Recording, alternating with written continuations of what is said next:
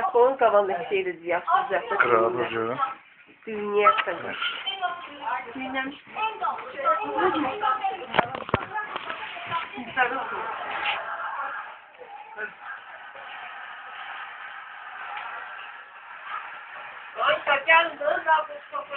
Gülçin nesi yaşın olur?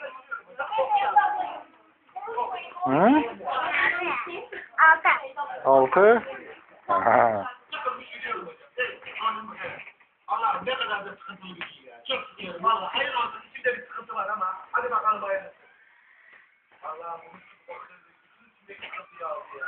Anam karıya bak. Emre cuma bakıyorum. Merhabalar bana. Bu hacı güzel kokan kokusu sizden mi geliyor acaba? Kırabım diyor.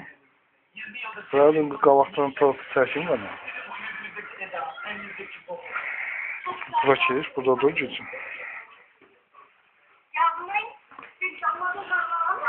Hocam rüyadan uyumak bu olsa gerek. Ha? Çünkü 30 yıldır bir kere bile kendinden etkilenmedin uyuyacak aslında. Hoşça kal. Bana erkek olduğum hakkında kardeşim. Hoşça kal. Hoşça kal. Bak, gel lan.